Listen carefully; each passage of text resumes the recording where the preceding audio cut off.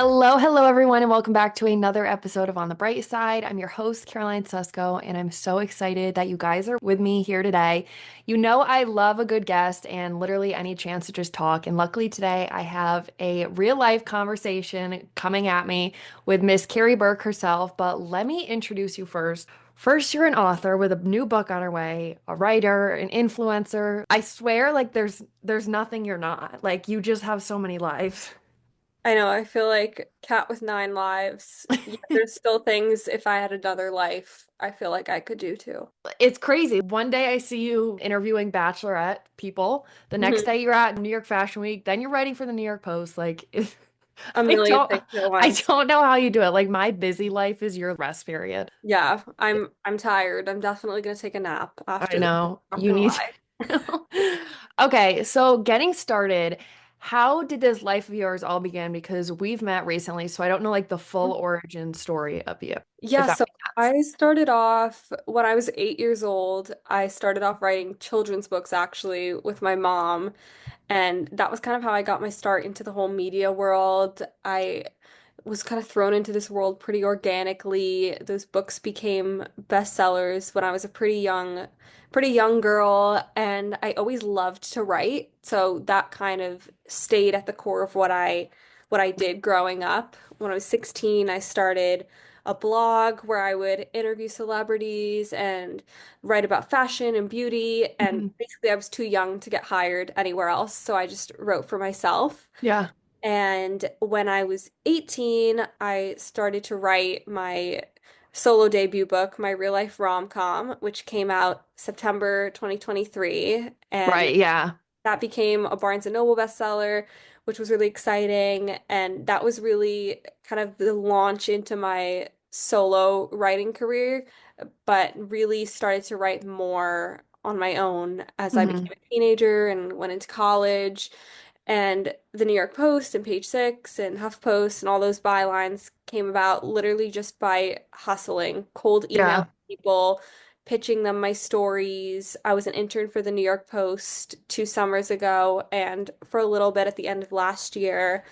And yeah, that's kind of like the writing side. And then in terms of social media, that was something that, again, I just fell into kind of organically Hmm. during the pandemic, where I was just posting videos. I was bored at home like everyone else. And I had a video blow up overnight that was a fitness video and started posting a lot from there, grew my platform to 1 million people in 6 months. It was the time when going viral was easy. So I got very lucky. COVID. Yeah, just COVID times. And yeah, I kind of just now I just graduated college a year ago, I'm taking all these different avenues I'm interested in, which is journalism and mental health, which we'll get Hmm. into, and social media, and finding a way to kind of bring those things all together into creating a personal brand for myself. Yeah. Like it just amazes me because at like 16 years old, I was playing like Club Penguin. Like we lived Yeah, two so fair. very different lives. I mean, so fair. I have my moments too where I'm just at home doing nothing, taking a nap. I'm a big nap girl. Like Me nobody too. knows this. My days look so busy, but I try to squeeze in at least like one nap a day. I'm lucky that I'm work from home right now, so Hmm. I kind of have the capacity to do that, Love. and I'm doing it while I can. Yeah. No, that I'm like the same way. If I'm going to a workout class at like 5 in the morning, I'm like, so where's the nap gonna be? Like, I'm gonna come home, sleep, and then start my Yeah, day, and then we'll be okay.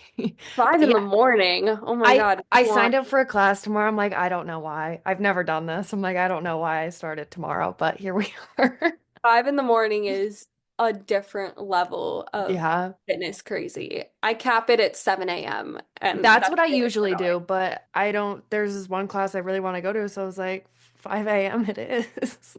5 in the morning. What are you doing at 5 in the morning? What's the class? Pure Bar and Power. And like it's only at 5 in the morning and it's such a good class. So I was like, well, I have to do it now.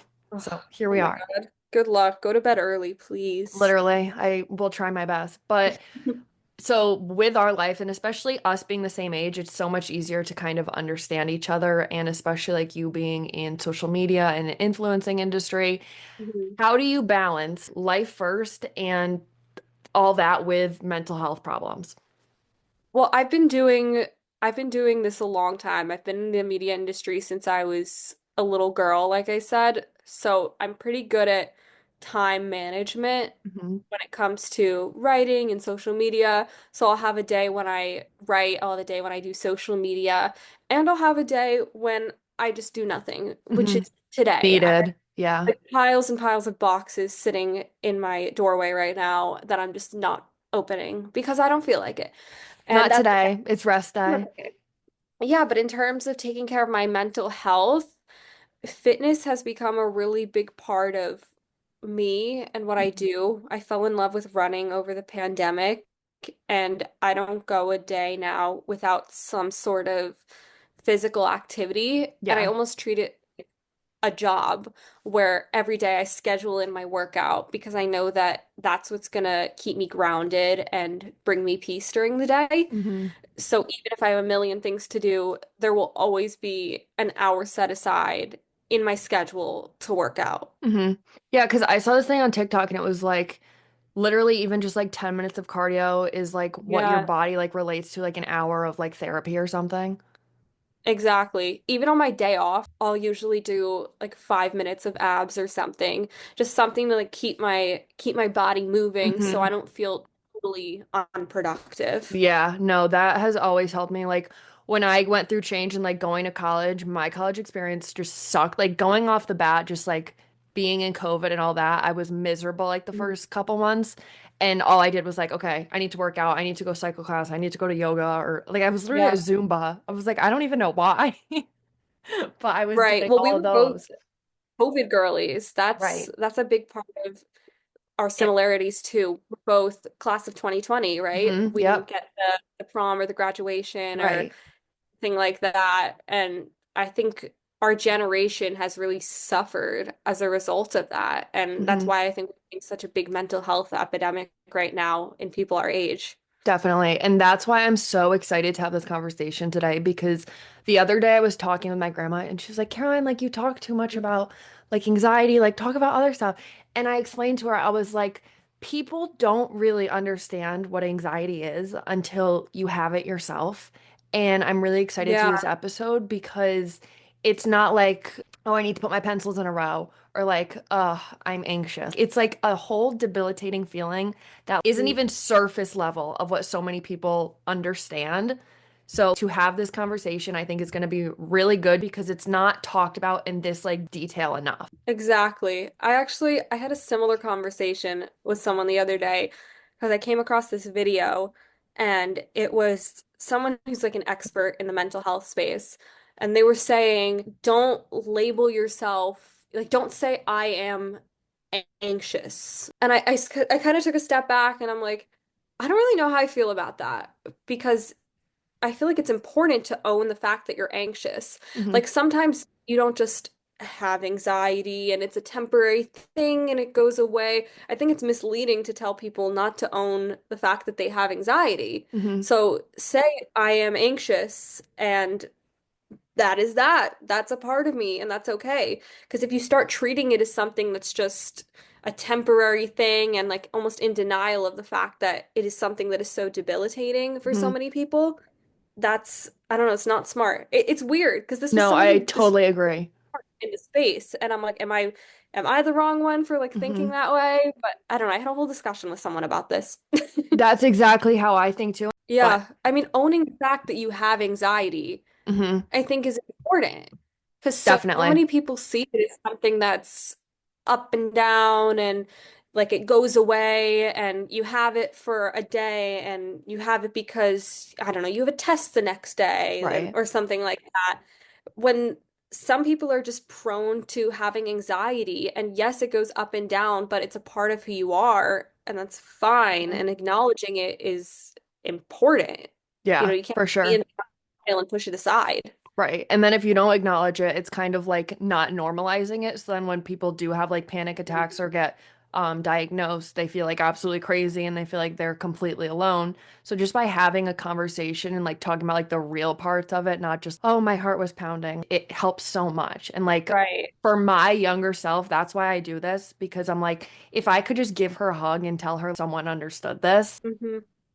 I would. So this is what I do that for. Exactly. Owning your anxiety, I think, is the first step Hmm. in healing. Because I look at my younger self too, and all I did was sit there in denial of what I was going through. And I was so scared, and I didn't want to go to a therapist. I didn't want to Hmm. talk to anybody about it. And I really turned a corner when I started accepting it for what it is, accepting that no, it doesn't necessarily get better. You just get stronger and you learn how to cope with it better. Right. Like you have a toolbox and your toolbox grows with the years you have it. Exactly. I mean, anxiety is not necessarily a one and done Hmm. thing. If you're prone to anxiety, it sucks, but it also makes you such more of an emotionally rich individual. If, let's say, you go into a romantic relationship and you're like, yeah, I have anxiety, but when I have anxiety, it also reminds me of how much I value myself and I value Hmm. this relationship and I value life as a whole. So you Definitely. kind of got to look at it that way and switch your perspective instead of just thinking to yourself, I'm having anxiety right now, but it'll go away. It'll go Hmm. away one day.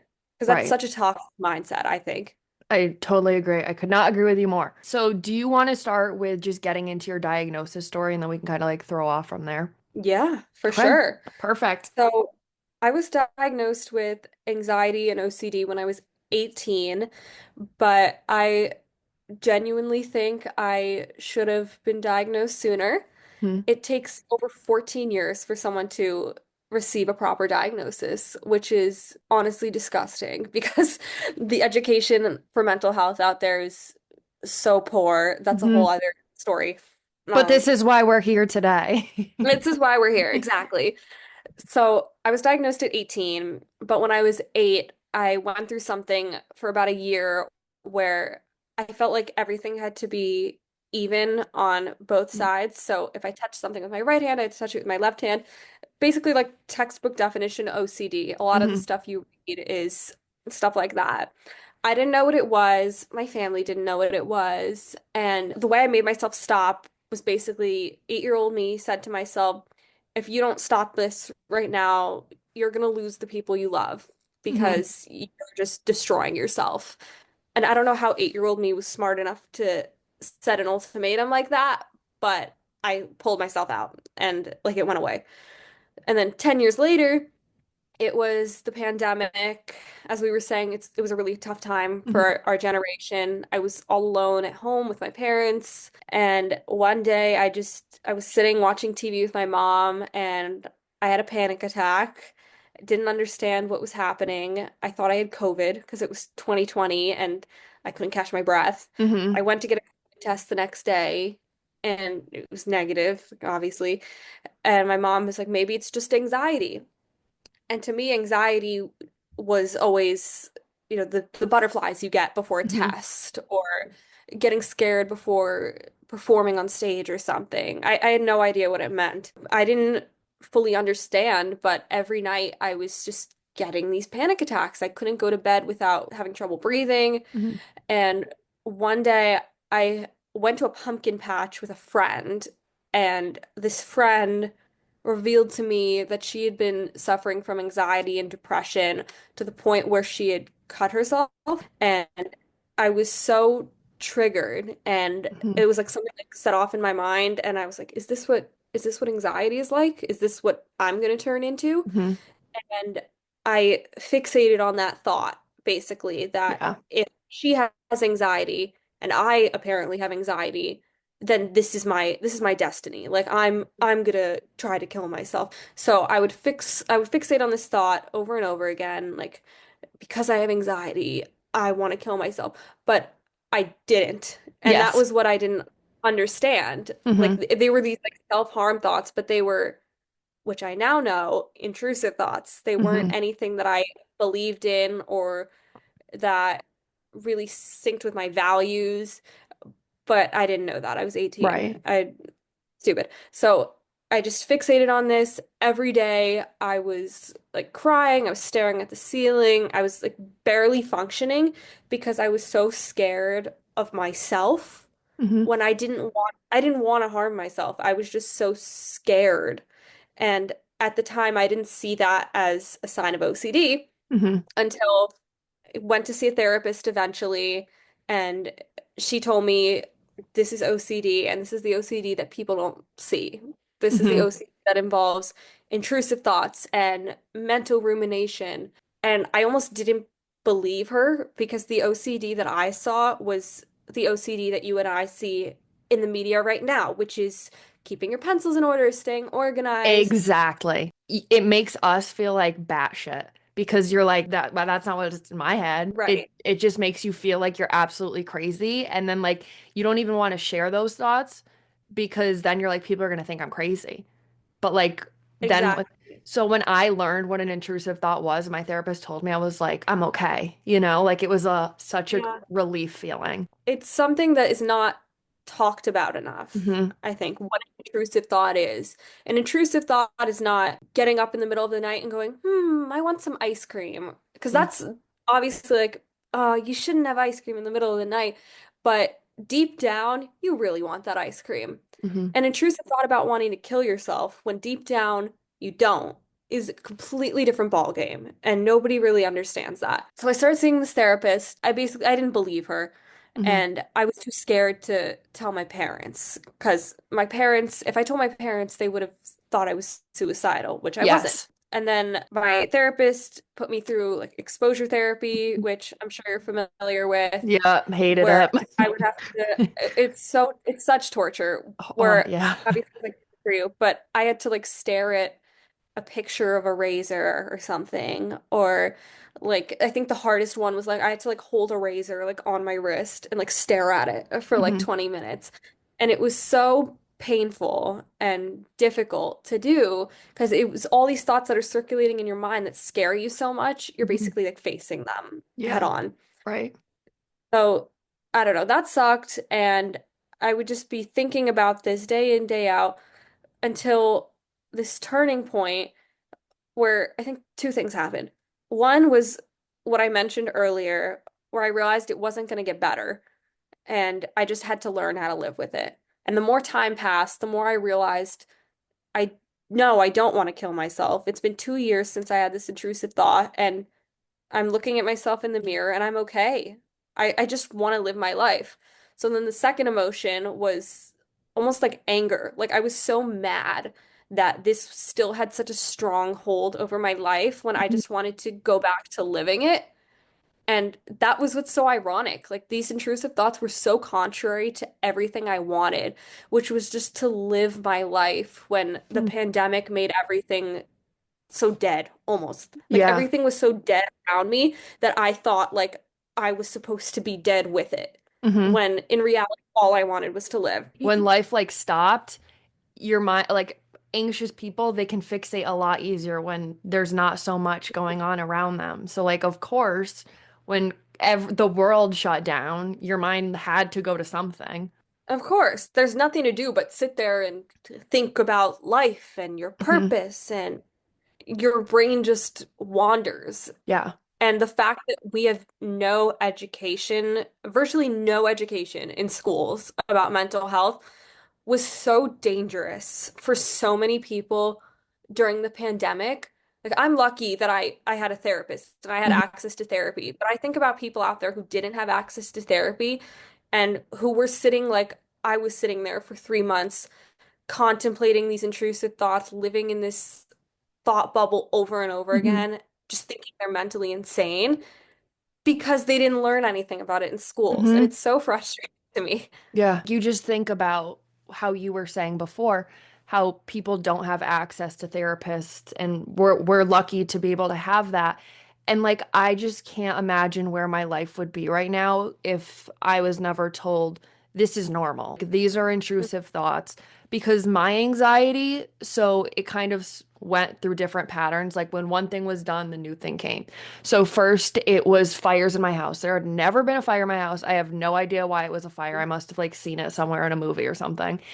And I Okay. had to make sure that everything in the house was not touching a vent, that the lights were off or anything. I Mhm. thought fate of my family was in my hands, that if I didn't check Mm. everything and there was a fire, everyone would die and it would be all my fault.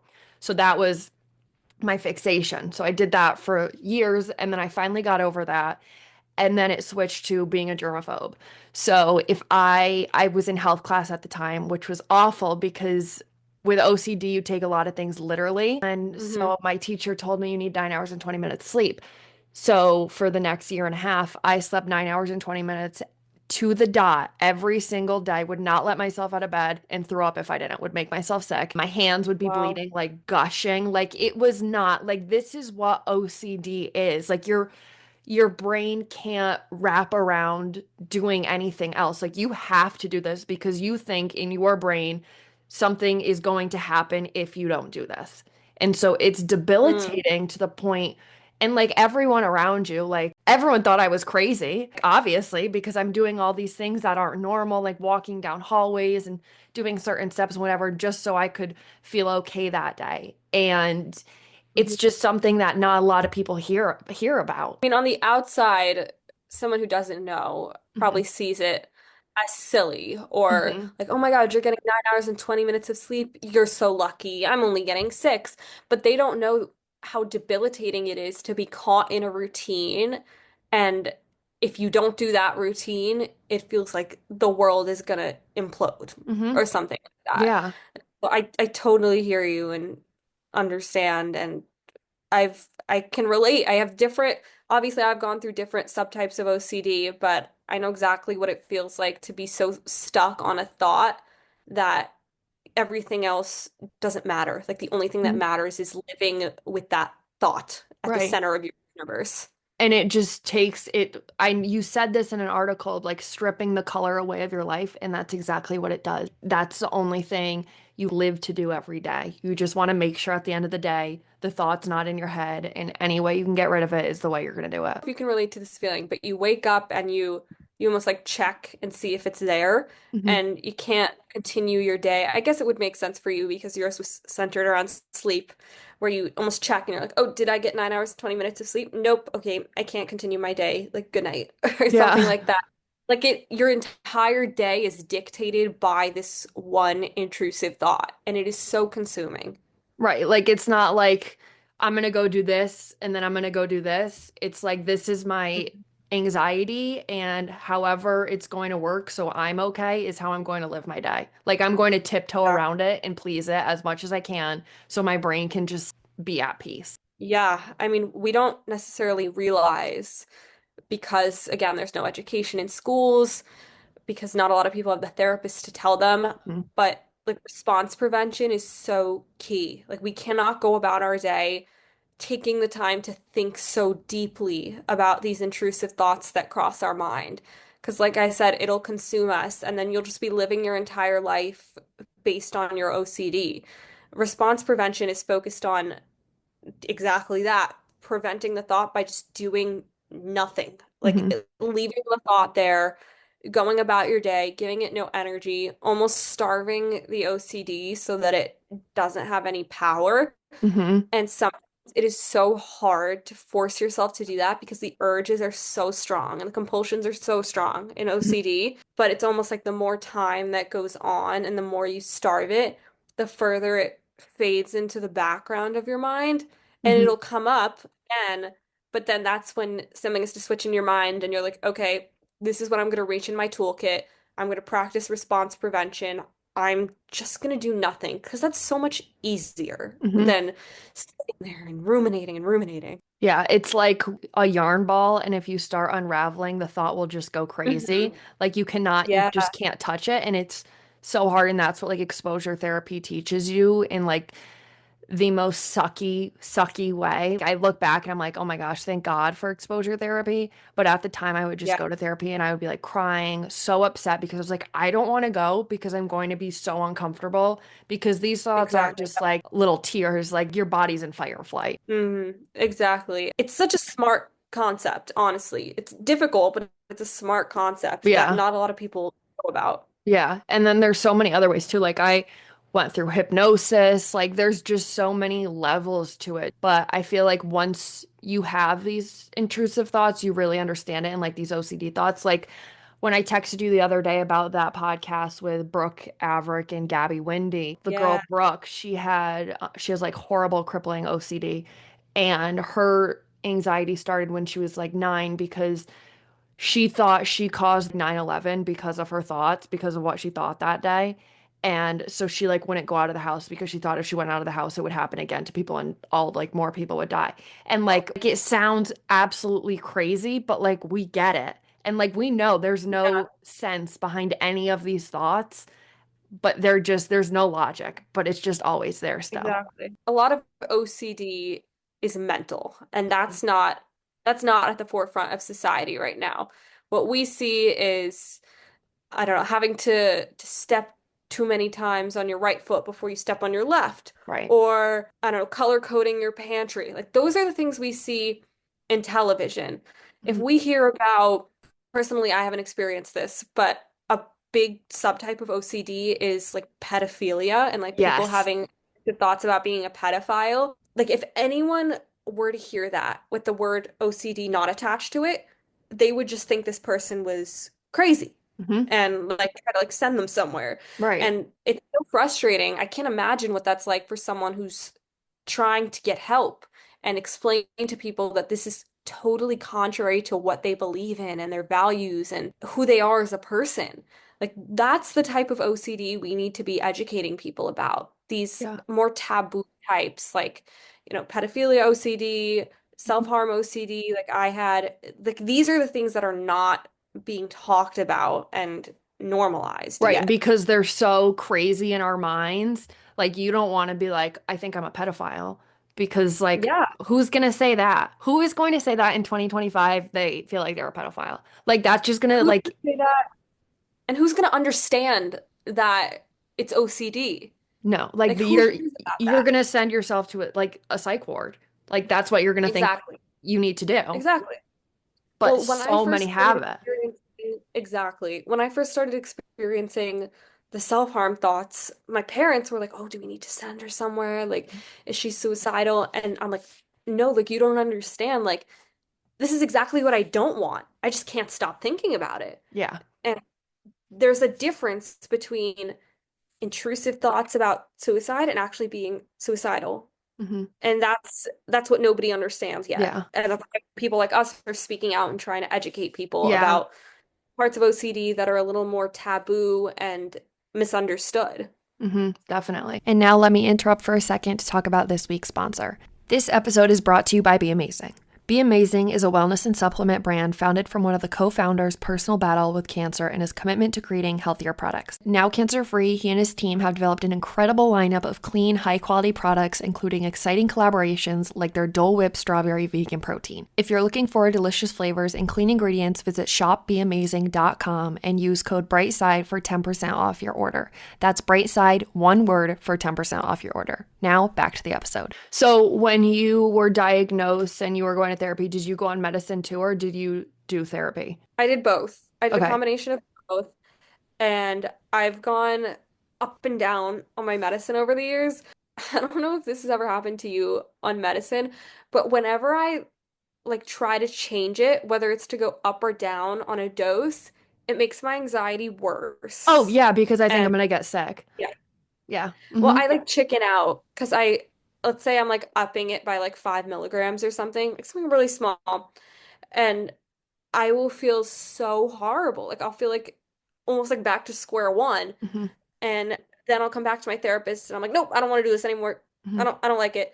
Because you have to like get used to like the change in your body Right. almost. It's really weird. It's like two ways. One, like you don't want to touch that dosage, you don't want to change it. And then there's people that love experimenting and changing and trying different dosages So because that's true. how their anxiety works. So like there's two types of anxiety with that. So me, I'm like you. I was like, I don't want to try something new. Like I don't want to feel Yeah. sick or something. Or like, what if I throw up when I'm doing this or get a migraine or something? But I went on fluoxetine and that has helped me like ever since. I went on another one and that was just like my downfall. Mm.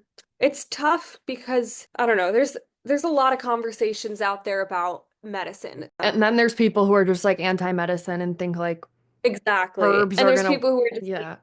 right. There are people who are just like, you don't need the medicine. I actually, I don't know how long ago it was. God, it was like 5 years ago at this point when I was dating someone like 5 years ago. And they were like, I don't believe in medicine.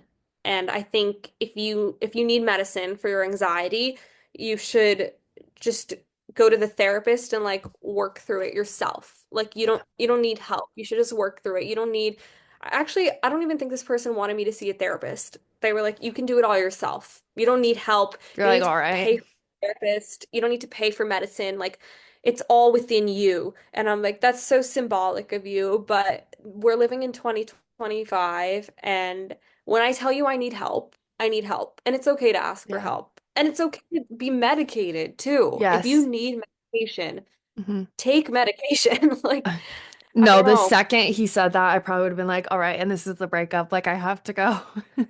Yeah, thankfully, this was nobody I was even like dating, but Oh, we were having yeah. like an intellectual conversation about like therapy and medication. And he's like, "Yeah, I don't believe in medication or therapy or any of that." And I'm like, "We're just not on the same Yeah. No. like, Like when like someone tells me to take a deep breath, I like want to punt someone because yeah, I'm like, that's not how it works. But I was talking to my therapist, and when I went on medicine, I was like, I'm so scared to be on medicine because I feel like I'm going to be like a robot or something, or like not be myself, or, yeah, same." whatever. Hmm. And she explained to me, and this has been like the best way I've ever gotten something explained to. And she was like, you need to think of your mental health on a different playing field than someone else. Like the normal person is here, you're Mm, here. So this medicine just puts you on the same playing field as yeah, everyone else exactly. Just literally giving you the same opportunities as everyone else because your chemical imbalance is off. that's a really good way of putting it. Yeah. I think it's also important to note medicine is not a cure-all. I think when Hmm. I first started taking it, I asked my therapist when I was scared to go on it, is this going to make the thoughts go away? Because all I wanted was for it to go away at the Right. time. And she's like, no, it's just going to make it quieter. Hmm. And I'm like, "Ah, I don't know how I feel about that." And it took a while, but over time, I totally get what she means. Hmm. Because when I get an intrusive thought now, sometimes it's louder than others, but for the most part, I'm functioning and I can sit here and go, okay, I see this intrusive thought in the back of my mind. Yeah, it's really annoying, but I'm not going to sit here and ruminate over it. I'm just Hmm. going to continue my day and Right. I'm going to be okay. Like that's the goal, I think, with medication, just to Hmm. kind of calm you down. My heart doesn't beat as faster. Right. I don't start panicking. Like the panic is less attached to the Right. Like it's still all there, but it's just lower levels. And then you can learn how to manage the lower levels because right. if it's so high, it's just like game over. Like imagine being in fight or flight and someone to tell you just breathe. Like, Right. all right, like Well, let's a see big how part of far that fight or goes. flight is like your heart beating, your palms sweating, all of that. And when you put that on top of these dark, dramatic, intrusive thoughts, Mhm. that's when it gets like super overwhelming. But if you can take the panic and separate it, it's like separate the thought from the feeling, and that's I think what medicine does, then that's going to help you learn to cope better. It's not Right. getting your intrusive thoughts to go away, but it's separating thought from feeling so you're better equipped to handle these thoughts when Yeah. they come up. So with your diagnosis being like later in life, how did that affect adulting? Does it get in the way of things like, oh, going out, drinking, Gotcha. going to like interviews? I mean, yours is different than mine, so like I have to remember that. But like for me, I'm like Oh my gosh, like I would love to have a drink, but I'm like, my anxiety can't do it. I'm like, I'm so jealous of all of you that you can handle your alcohol. And I'm like, I I got can't you. even touch alcohol because my intrusive thoughts and the anxiety the next day will go insane. And people are like, how do you do it? Like, you're 22 years old. How are you not drinking? And I'm like, I guess you just like navigate ways around it. And like sometimes it Yeah. sucks. I mean, drinking, yeah, like drinking's fun. Like there are days where I'm like, oh, I was just really funny that night. But like I know I can't do that anymore because my anxiety will just go berserk. So the alcohol affects the anxiety the next day, Yes. what you're Hmm. saying? Yeah. Okay, so I don't drink, which Yeah. is Okay, so probably glad we're on the the same page. it's yeah, I don't know. It's kind of like the runner in me. Hmm. I don't like the way it makes me feel. It has nothing to do with anxiety. I don't Okay. drink. Yeah. However, this may be completely unique to me and not a thing at all. Whenever I take melatonin, which is once in a blue moon, it Hmm. makes me feel very anxious the next Hmm. day. And I Huh. avoid it because of that. Yeah. Like, I don't know. I would take it, I think I've taken it a total of like 5 times. And I went on a trip to Iceland in November, and it was so hard to sleep because of the jet lag. Hmm. And I was up for like 3 hours, and I'm like, I don't want to take the melatonin. I don't want to take the melatonin. Right. And then I woke my boyfriend up, and I'm like, where's the melatonin? I'm like, I gotta do it. And I Yeah. woke up the next day, and I was so busy that like I didn't think about it. But on other times I've taken it, like at home, I wake up and I cannot get out of bed. A, because it makes me groggy, and B, because my thoughts are so loud. Uh-huh. Yeah. I don't That know so what it my alcohol is your melatonin. got you. Yeah. Yeah. I don't know. Mine could be like total bullshit, and I don't know if anyone has even talked about that before, but that's like the closest that I can relate to what Hmm. you say. Yeah. Yeah. And then like at our age too, like I was listening to that same podcast with Brooke. I love her. Like she needs to be our friend. I love her. Yeah. And she gets it. And she was talking about she's writing a book on this girl who's like about to turn 30 and the girl has really bad intimacy anxiety, so she like wants to like hook up with this guy before she turns 30 or something. Oh, and And that just made me think like also just like about anxiety, like that's kind of how my mind gets wired too at some points. There's so many different anxieties. I feel like when we grow up, we feel like there's so much pressure on us to like do these things by a certain time. And Mhm. then there's like that anxiety getting in the way too. That's so funny you mentioned that because there's a whole chapter in my book Hmm. about losing my virginity and the anxiety that came with it. Yeah.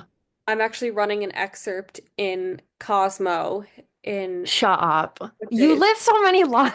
in like well, I'm a writer. That's a part of Yeah. my life. I'm running this excerpt in Cosmo. I sent them a few, and it's Cosmo. Of course, they picked the one about sex. Hmm. Yeah. Like this is gonna be like a Hmm. podcast to like everybody. But anyway, so this chapter is about how I lost my virginity, and this guy basically like took my virginity and like left, like never spoke to me Hmm. again. Yeah. And how that's shitty to begin with, but like the ruminating thoughts that came from that, Oh I yeah. spent weeks thinking I was ugly, I wasn't good enough. Hmm.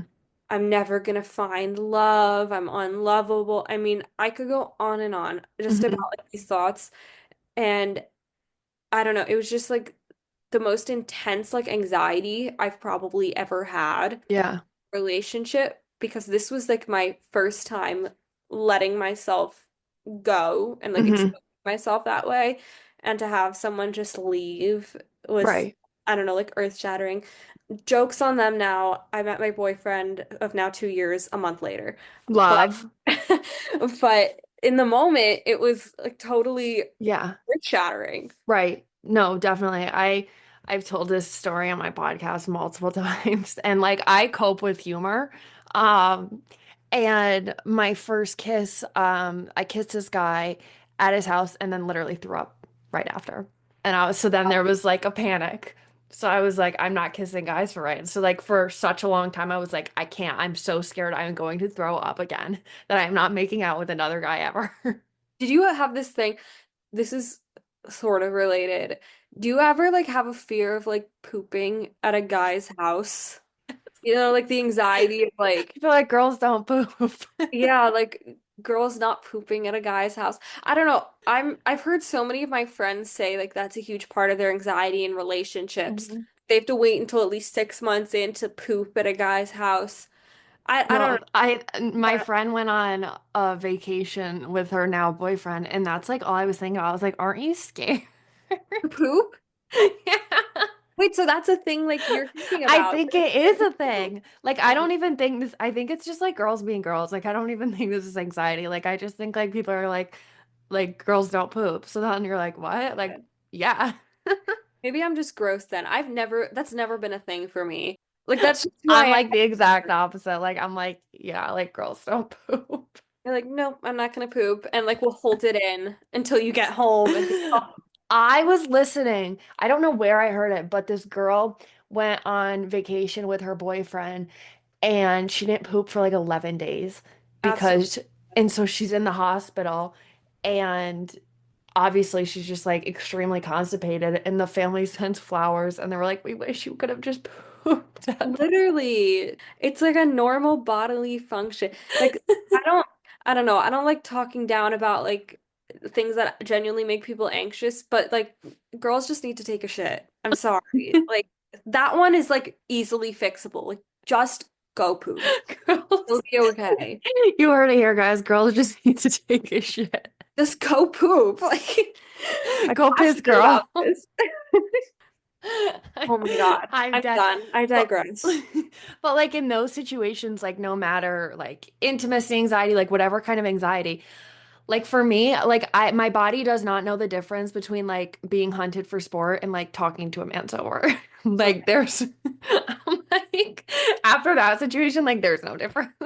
We got to take you out in the city and find you Yeah. a man and understand. So Oh my. like Anyway, so like do you ever find that in other ways that people have expectations for you that your anxiety like can't can't meet. uphold? Yeah, me. That's the word. I think everyone has days where they're not 100%, and that's fine. Hmm. Whether it's performing to the best of your ability at work, being the best daughter, girlfriend, friend. Hmm.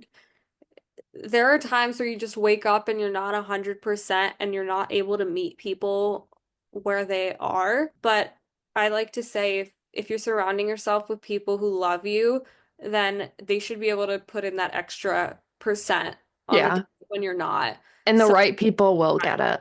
exactly. Like yeah, like we like to say relationships are 50-50, friendships are 50-50, like you each gotta like give the same amount, Yeah. but that's not the reality. Like some days you're not gonna be okay and your friend needs to give 80 and you need to give Right. 20.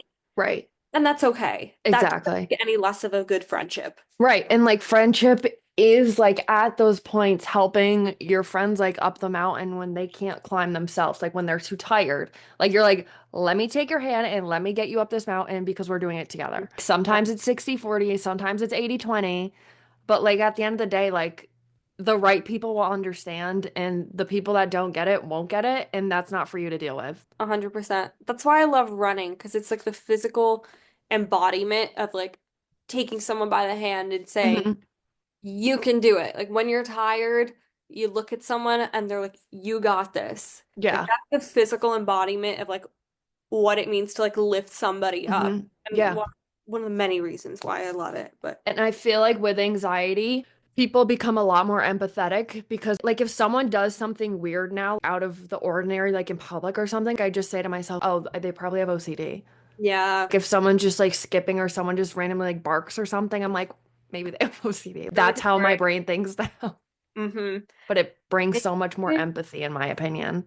Exactly. There's this silent majority out Yeah. there that we just don't know about, where Right. there are people who are like us, highly functioning, doing girl boss things, Mhm.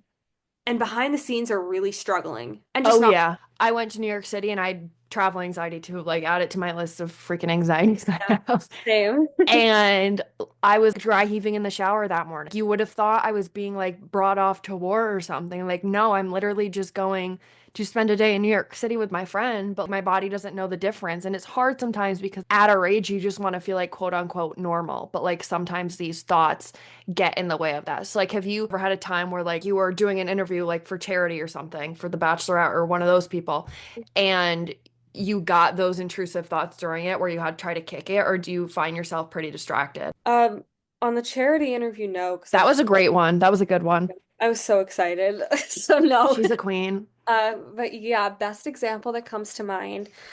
Pretty much my entire first book tour for Hmm. rom-com. Background on the book. It was about like dating. Yeah. Dating, right? Like dating different guys. The last chapter was about self-love and loving yourself. So I explained my anxiety story in it. And a lot of these news anchors that were interviewing me about my book wanted to know about anxiety. Hmm. Understandably, that's the news hook. That's interesting, Right. timely topic in the book. So I was doing all these interviews where I was telling the story about my anxiety over and over and over and over again. And I got to Florida. It was like the second to last stop on my book tour, and I was sitting in the green room and I just like could not stop like wanting to cry. Like I was like bubbling up. I don't know. I just felt like it was all coming to the surface and I thought I was gonna cry on television. And I'm like, I'm Hmm. not gonna cry on television. This is Yeah. embarrassing. And my mom was sitting with me and I'm like I feel awful right now. Like I don't think I can do this. And she's like, you're just be a professional, like go in there. You wrote this book, this is your story, like you Hmm. hold the pen, just go out there and be a pro. And I was like sitting there. I just remember being so depersonalized, like waiting for that show to start. It was in Tampa. I was just sitting there and like my brain was like gone. And when I was done, I'm like, I just want to go. I want to go back to the hotel. Like I want to run on the treadmill. I want to escape. Like I want to get Yeah. out of here. I want to get out of my brain. I want to get out of this place. So that's like the best example, I think, that comes to mind where I just Hmm. felt like totally gone during an interview. Yeah. And that point, you just kind of have to like go on autopilot and like do what your body knows how to do. But I don't know, that was tough. And I came back from Florida and that feeling kind of like continued. I don't know, maybe I'm lucky, but I don't usually get nauseous with my anxiety. Yeah. I couldn't keep food down for a week. Yeah. I Hmm. felt like I was gonna throw up everything I ate. And my mom was like, "You're gonna like give yourself an eating disorder." And I'm like, "No, you don't understand. Like you could feed me whatever you want right now. You could feed me my favorite food. I'm gonna throw up." Yeah. And Like nothing staying down. Yeah. That yeah. happens. And then I was like watching football on the couch with my boyfriend and I just like broke down and I'm like, this has been a week. Like I'm so tired. And he's like, it's not gonna fix unless you start fighting for yourself. And then that made me really angry, but in a good way. Hmm. Like, Like fired up. yeah. And I kind of Yeah. took that anger and I'm like, all right, like let's just get back to business. And that's how I Mhm. like flipped the switch. Yeah. And it's hard because there's so many things like we want to do. Like for me, there's vacations I want to go on, there's places Mhm. I want to go, but like sometimes my anxiety is not with me that day and I'm like I can't go. And like sometimes like it sucks. There's times where I'm literally so upset because I'm like I wish I could just be normal, Yeah, you know? vacations is tough because you feel Hmm. so guilty when you're on a vacation. It's, beautiful and it's fun and it's sometimes it's like an expensive trip and you Right. just want to be present. But if anxiety is holding you down, you can feel so guilty that you can't show up 100% to this like Hmm. opportunity Yeah. given to go on vacation. So Right. that's especially hard. Yeah, and like people the night before like packing their suitcase excited to go and I'm like that must You're be like, nice. yeah. That must Yeah, be I write nice. a lot about that in my book too. I have a whole chapter about vacation anxiety. Because Hmm. again, add it to the list. Why Yeah. not? So what do you think what was your main inspiration point for writing your new book, Mindfire? I was fired up. She I was was really fired inspired. up. Yeah, I mean, I've been writing about my anxiety for a minute. I've just been Mhm. like scared to publish it. My therapist told me to journal what I was feeling, and that was very therapeutic. I'm a writer. I write. It's what I know how to do. Mhm. Even if I don't publish it, I love it. Yeah. And I think I was in school and I was having a panic attack and I called my mom, she wasn't helpful. I called my therapist. She said, I can't talk right now, but if you'd like to pay for an appointment. And I was just like, like, Yeah. this is clearly like an SOS moment. And Yeah. come on, like, you're trying to like monetize off of Like this. you're trying to like reach and you're like, just take my hand and help. Yeah, exactly. Yeah. So I was really fired up. And I'm like, you know what? Like, this is so misunderstood. My mom doesn't get it. My friends don't get it. My therapist doesn't get it. Like, I'm done. Like, I'm sick of this. Hmm. So I took all these diaries that I had written over the past, I think it was like 3 years. It was in Hmm. 2023, and put them all into one document. And it was like 50 pages. And I was like, like that might be interesting. Yeah. And then just like left it there. Uh-huh. Summer came around, I graduated, I didn't have a job, and I'm like, okay, let me work this a bit. I started editing the chapters. I realized that it was good. It was sharp and it was helpful. And it And was like deep enough because it was what you were writing when you were in these situations, like full of right. emotion. By like sharp and helpful, I mean like it wasn't a pity party. It was written in the moment when I was like logicking through it myself, and it had like very helpful advice that Yeah. I knew would help people. So I like fixed it a bit and thought about it some more, and it turned into something where each chapter is named for a different emotion you go through when you're suffering from a mental health disorder. Yeah, so then eventually, like the end of the book, it kind of goes into progress and growth. And not to spoil the end of the book, but in the last chapter, I wrote it the day after graduation, where I looked out at the crowd and my family was holding like giant signs with my head on it. And it was just such a happy day. Hmm. And like the complete contrast of everything that I'd gone through in 2020 with Hmm. no graduation. It was in that moment I realized everything was going to be okay. I So I love read that that. chapter, and then I went back and I like fleshed everything out, and I really made it into like a journey. So Hmm. yes, you're reading into my diary and my personal experience with mental health, but my hope is that people read this and they're able to relate to the emotions, and in each chapter pinpoint something and be like, yes, that's exactly what I feel. Hmm. And I feel less alone reading this. And oh, here's how she got through it. Oh, that makes sense. Hmm. Okay. And then going into the next chapter, oh yeah, like I feel lonely sometimes too. How did she get through it? And to kind of like go through those like ups and Yeah. downs with me. Oh, I love that because when you were talking about graduating, that's exactly like this is me pinpointing already Yeah. because when I went to University of New Hampshire when I got there, hated it, cried every day, threw up every day, no food was down. Like that's Yeah. just how I lived for like the first year. And it was so hard because of COVID. And then by my senior year, I loved it and I graduated and I looked back and I was like, I did it. I Yeah. loved it. And, sometimes it's the really hard parts that make it the best outcome. Mhm. And you just look back and you're like, thank God that you had enough of a support system to be able to get through it.